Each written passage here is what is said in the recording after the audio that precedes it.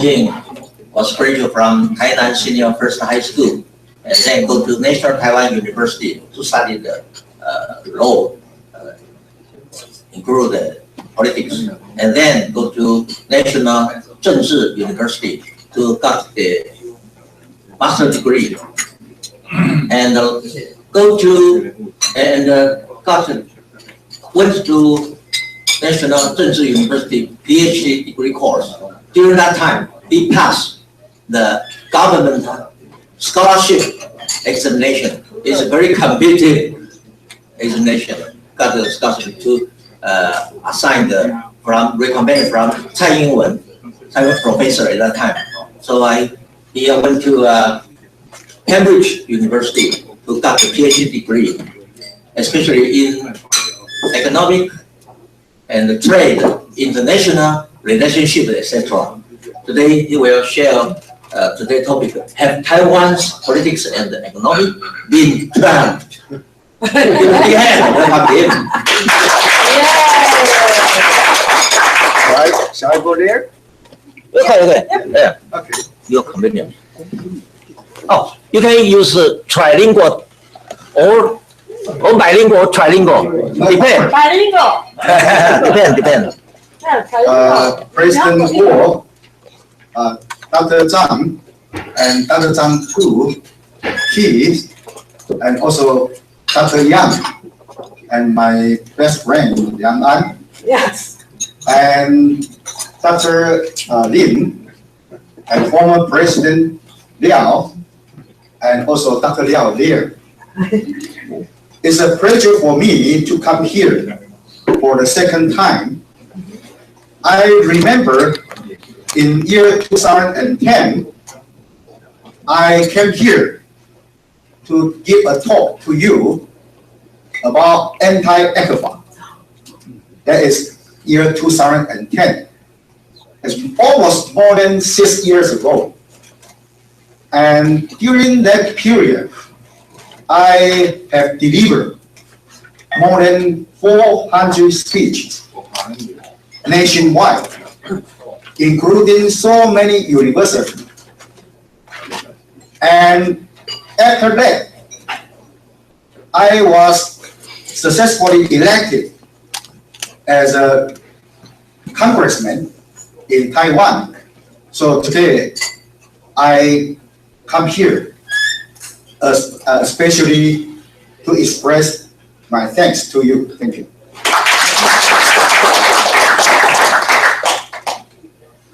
Tomorrow will be Trump's inauguration day.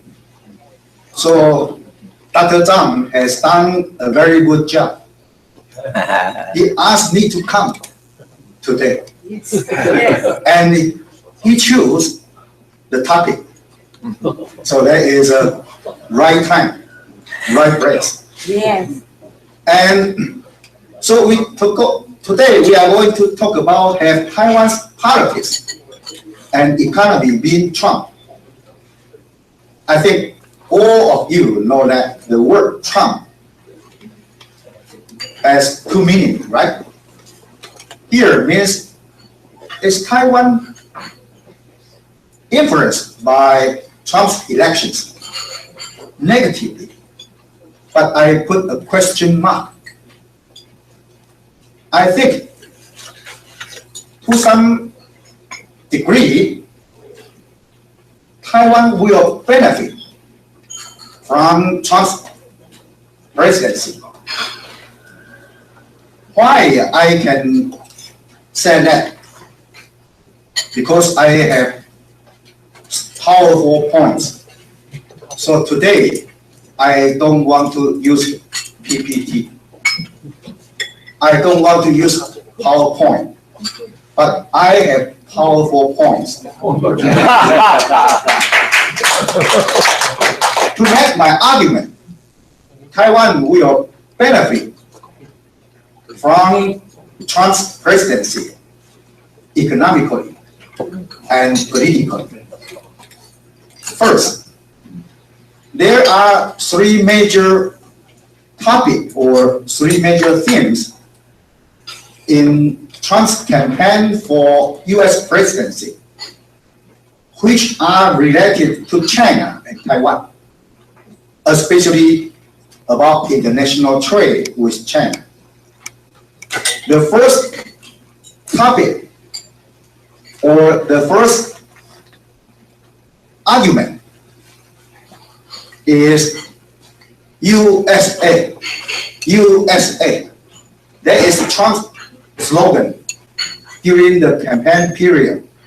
USA, USA.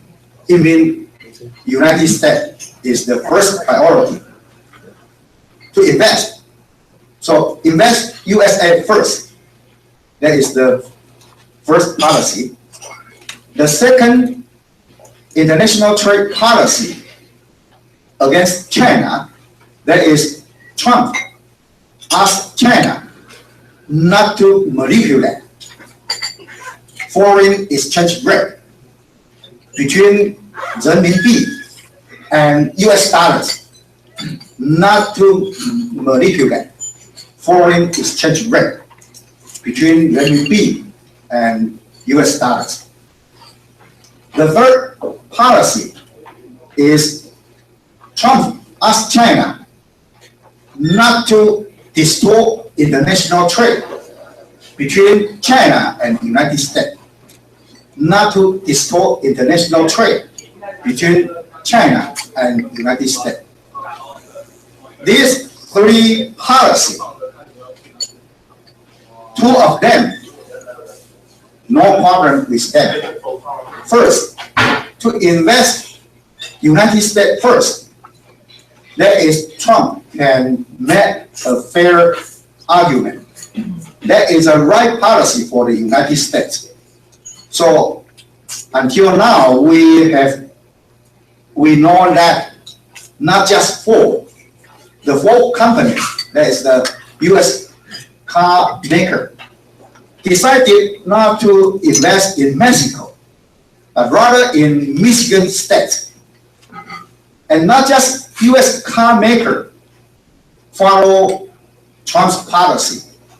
Even Japanese car producer Toyota also decided to increase the investment in United States.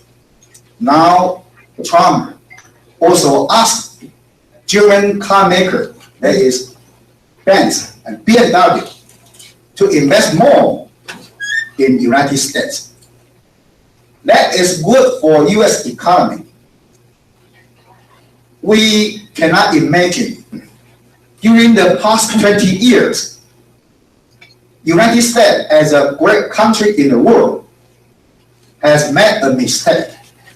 That is, during the past 20 years, US government focused on service sector and internet-related business too much, and neglect the importance of manufacturing sectors.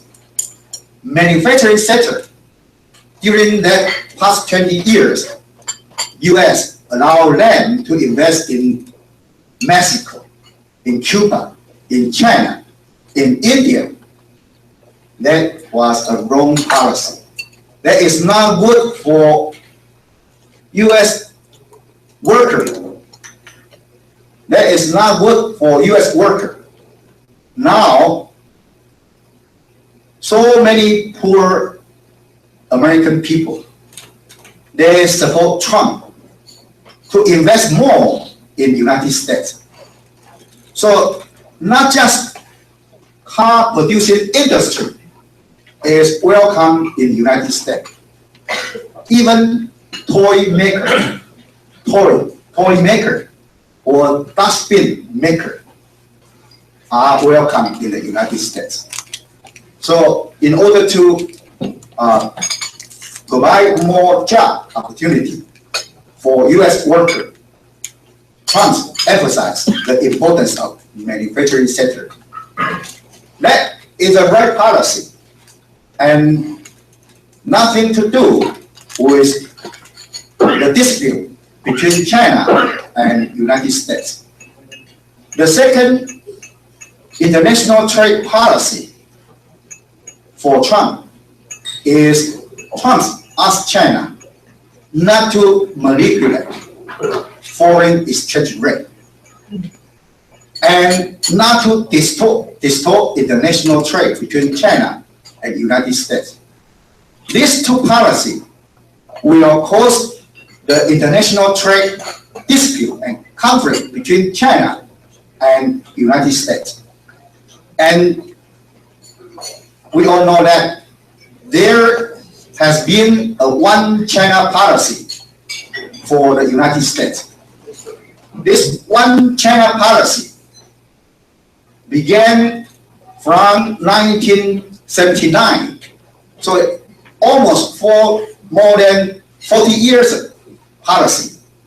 And Trump now said that if China refused to cooperate with the United States, if China continued to distort international trade between China and the United States, if China go on to manipulate the foreign exchange rate between renminbi and US dollars, then Trump will reconsider one China policy. This is a good opportunity for Taiwan. This is a good opportunity for Taiwan.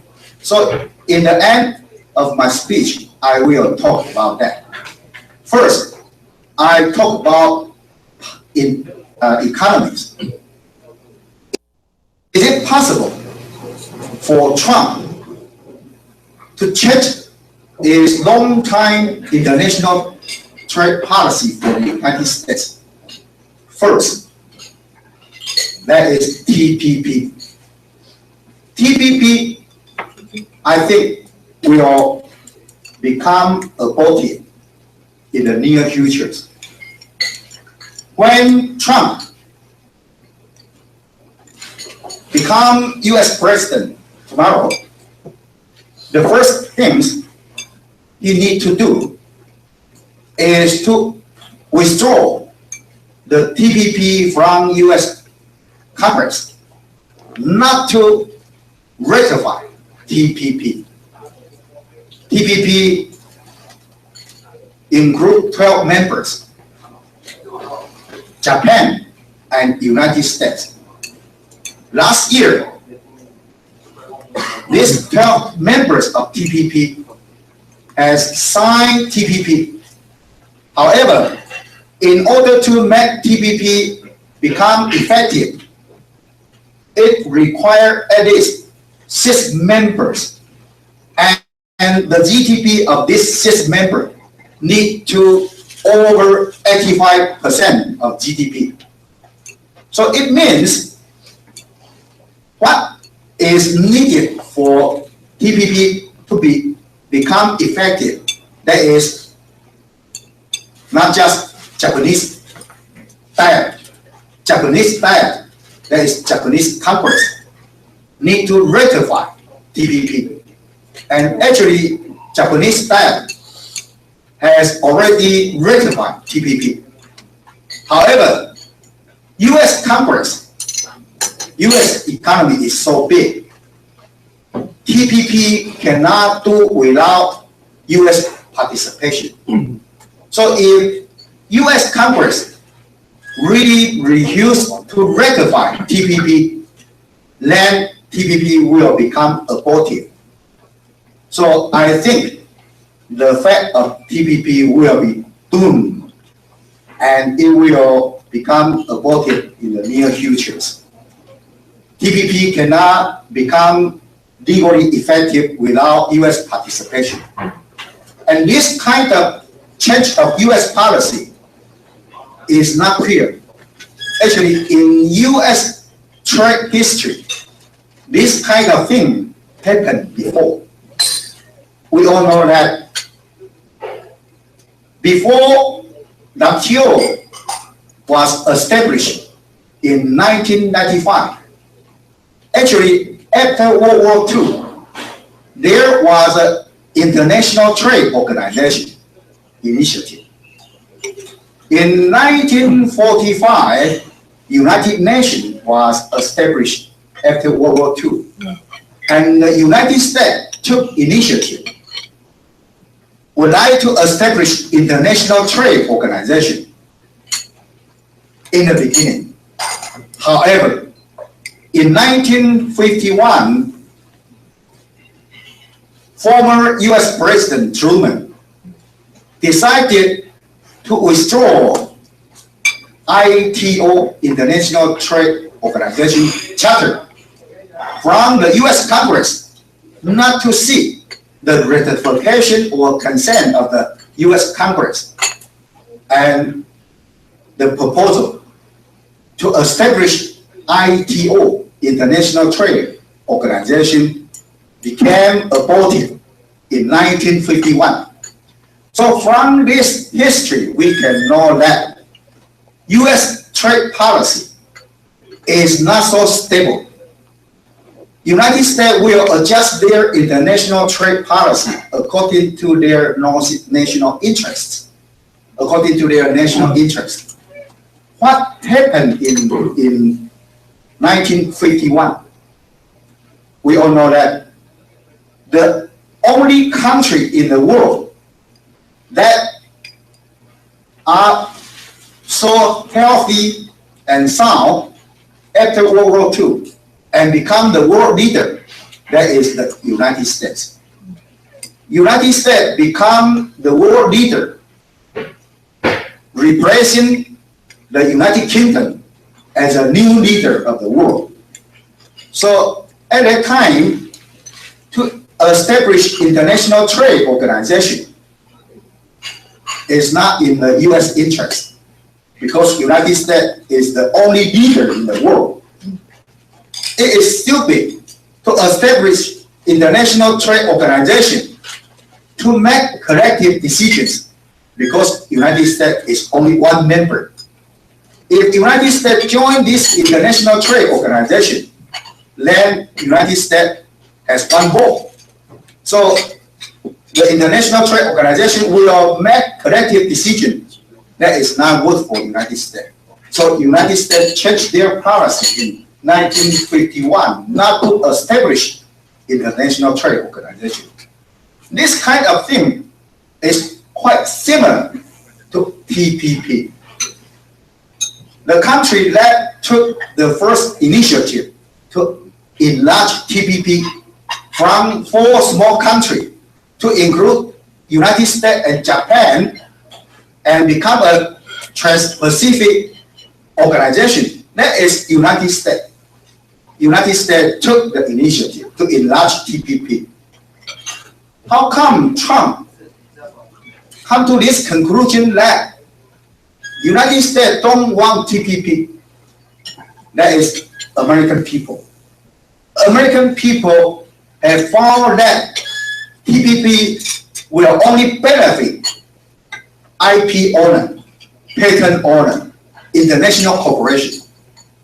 TPP will not work for wage earner, labor. That is not good for US, the lower and middle class. So the United States, US people, they choose Trump to start TPP. So I think we cannot expect TPP too much. It will become aborted. And then without TPP, which is a free trade among these 12 countries, now Trump would like to use trade issue to negotiate with China. Investment, no problem. So many governments encourage their investor to invest in their own countries. Even German government or Japanese government, they encourage their capital owner to invest in Japan, to invest in Germany. There are only one exception, that is Taiwan. Our leader, especially Ma Ying-jeou, encourage our investors to invest in China rather than in Taiwan. So that is why our people become poor now. This policy needs to be changed. And I hope President Tsai Ing-wen, who is my supervisor, I hope she can correct this mistake and to invest Taiwan first, like Trump invest in US first. And the second choice for Trump to negotiate with China, that is ask China not to manipulate the foreign exchange rate between China's renminbi and US dollars. This policy is sustainable, that is acceptable. However, China will not follow that. China, in order to ask for more, China will continue to devalue renminbi, to make renminbi devalue, and to push more international trade. Because, can you imagine, China is so huge a country, 1.3 billion people. The burden and responsibility for Xi Jinping is so huge. Every day, Xi Jinping needs to feed so many Chinese. So China needs to ask for more, to make more money, to feed this huge population of people. So it is impossible for China to let renminbi appreciate too much. And I think definitely China will go on to devalue renminbi's value. So the only choice for Trump is to devalue US dollar too. So the only choice for Trump is to devalue US dollar too. So I think in the near future, we will see low value renminbi and low value US dollars and low value Japanese yen. So if we really stick to the value of new Taiwan dollars now, our export will suffer quite a lot. So I think in the near future, we also need to follow suit as United States to make new Taiwan dollars depreciate.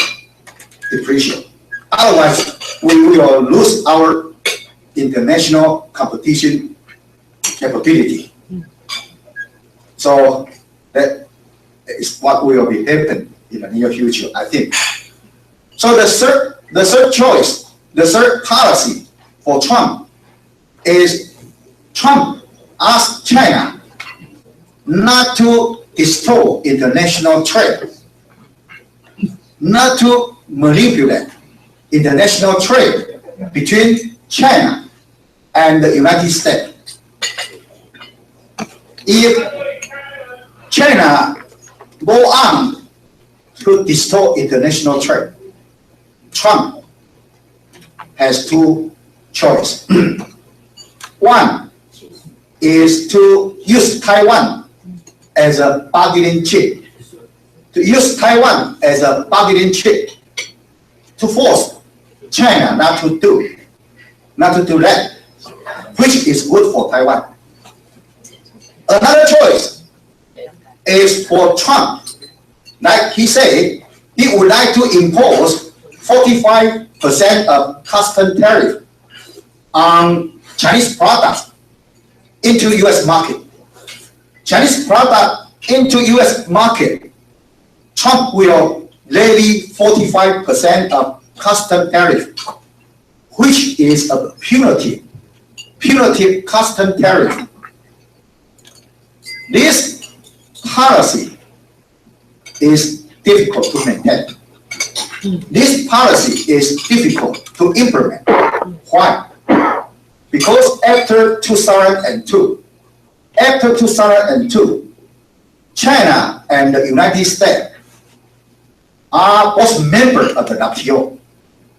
And WTO regulation and rule as three main regulations which can stop Trump from doing that.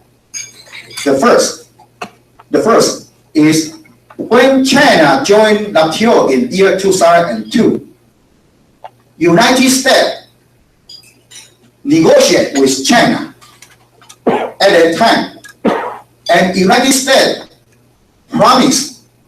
agreed to reduce its custom tariff down to a certain level. For example, if this pen produced in China, and this pen will be imported into China, into United States, the custom tariff United States can levy maybe just 5% custom tariff. 5% custom tariff. So according to Article 2 of GATT, General Agreement on Trade and Tariff, Article 2, there is a duty, it's called tariff bond. Tariff bond, it means once United States promised to China, this pen can just levy 5% of custom tariff. Then United States is bound by this promise. So the custom tariff cannot over 5%. Now Trump would like to use 45%. So it is a violation of Article 2 of GATT, which is tariff bound obligation. Unless you can find some evidence that the pen producer in China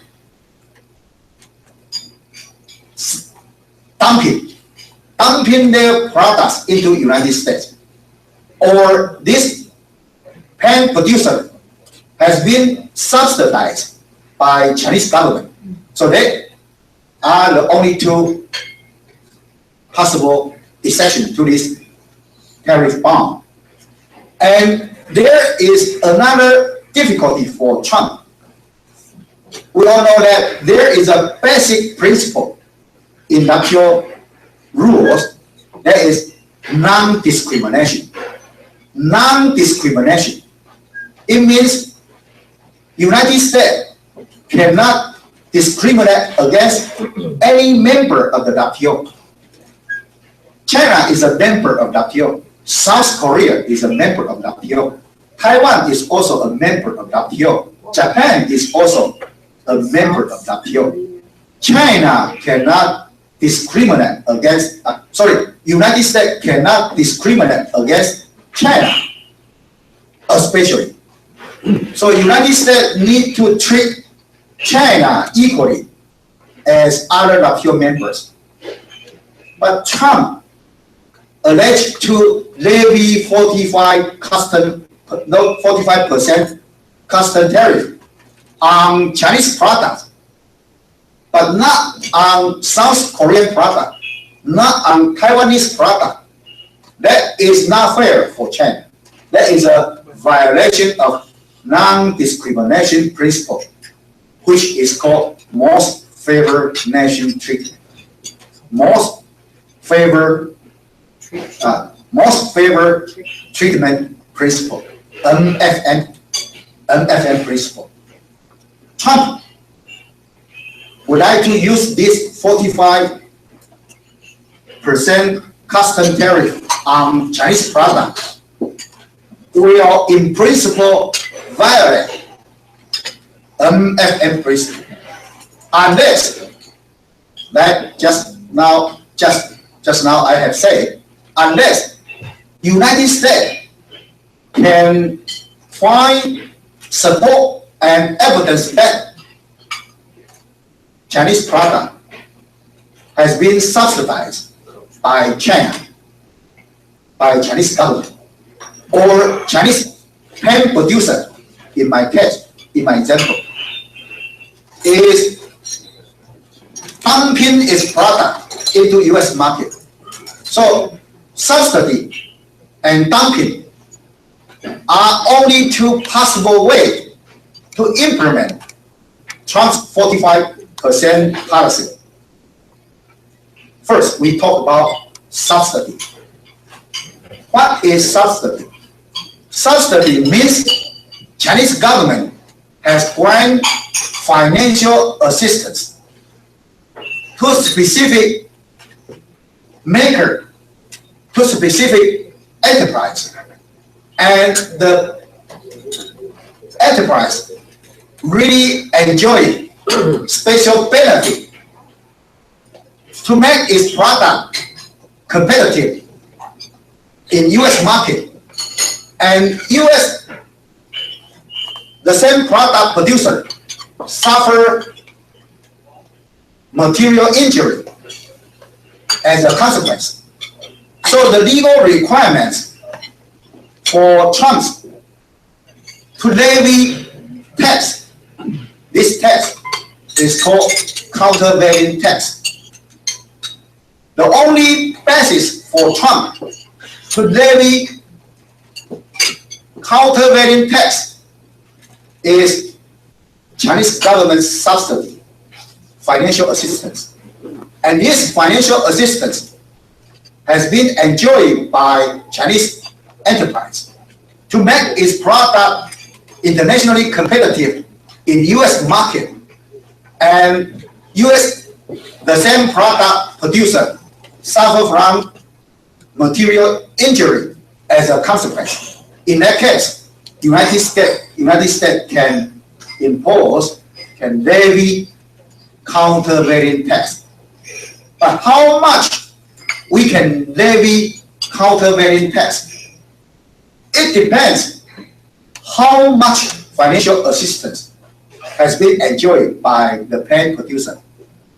If the pen producer in the production of this pen enjoy 5 renminbi or US dollars, 5 US dollars benefit, then US government can just levy 5 US dollars countervailing tax.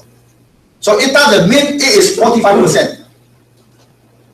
How much benefit, how much tax to countervail it, how much financial assistance, how much countervailing tax to set it off.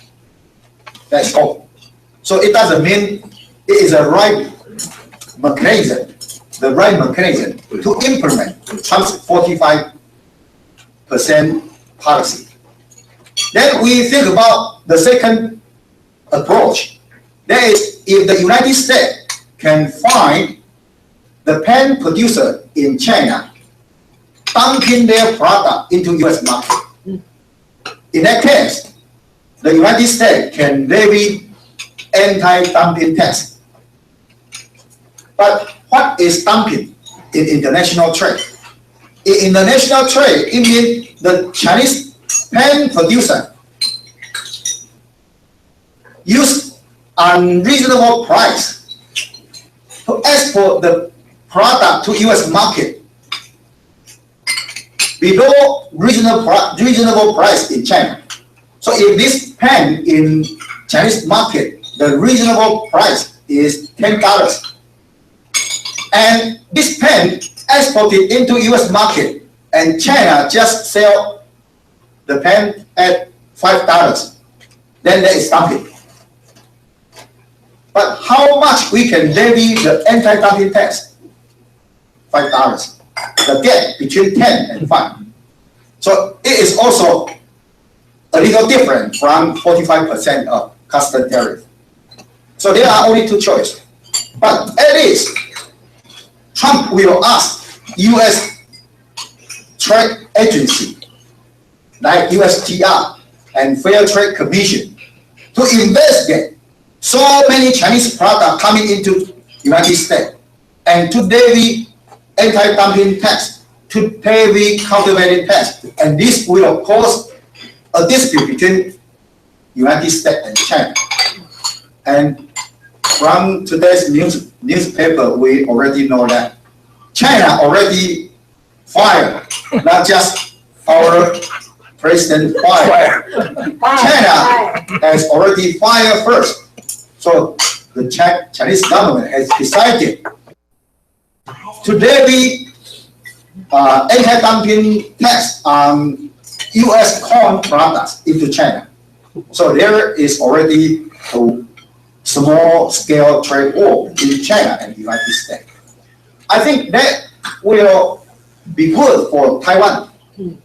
China will go on to manipulate the renminbi exchange rate.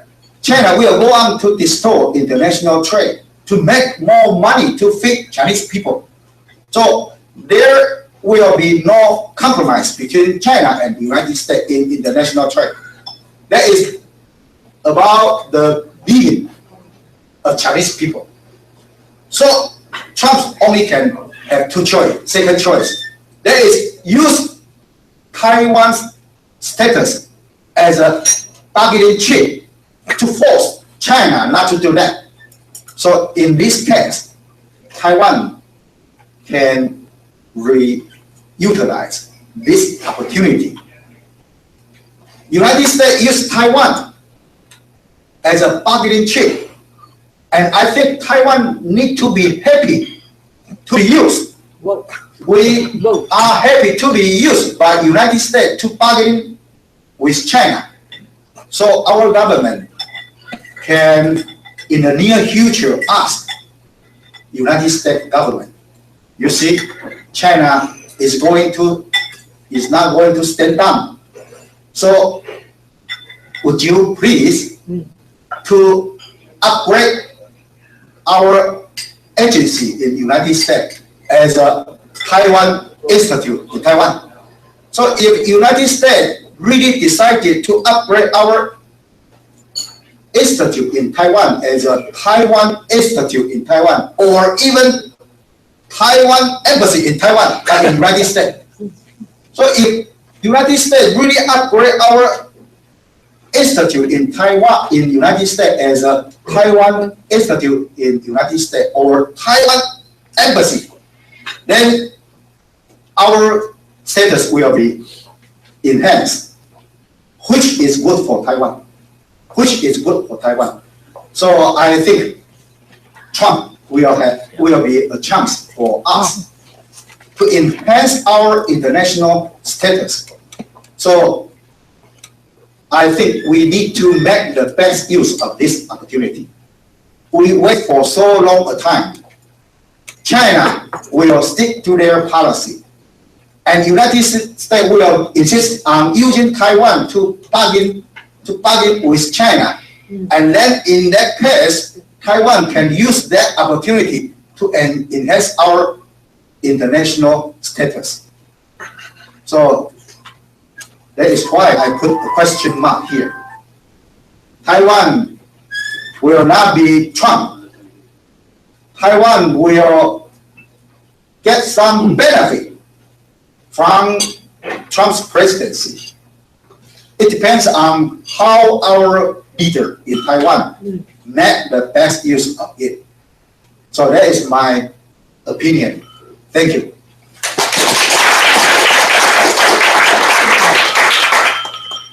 Thank you, Professor Xu. Do we have any question you'd like to check? 许教授，请问你刚刚讲 low value Japanese and low value Taiwanese and low value US dollar， 但是United States 也这个工作力也增加了，还有业务也要增加它的力气，甚至它的强势力会继续上去。I think yes. The value of US dollars really appreciate during last month, right? I know. But that is under Obama's presidency. I think when Trump take post tomorrow, it will be changed. Unless China decided not to manipulate the value of renminbi. Otherwise, United States has no choice. United States has no choice. The only choice is to devalue the value of US dollars. That is a currency war. There will be a currency war. And the reason why United States need to do that. Now, the WTO members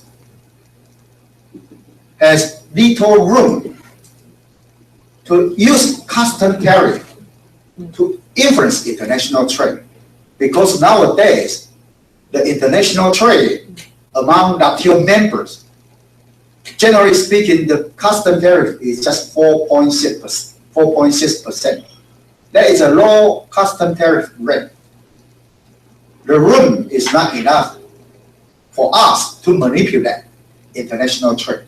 However, the value of renminbi, the value of US dollars, you can depreciate the US dollar so much to push international trade. And it depends on the financial stability of the United States.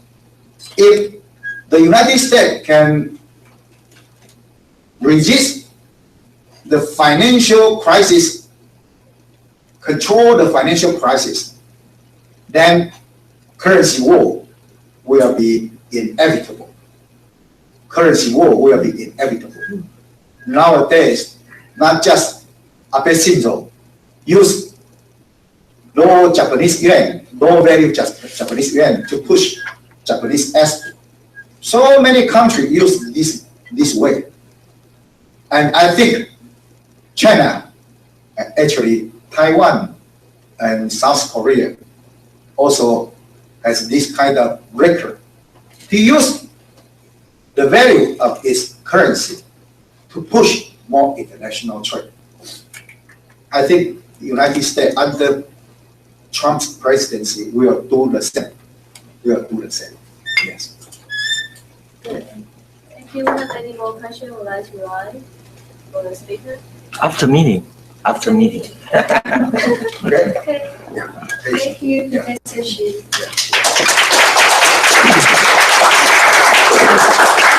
Also, President Huang to show your appreciation.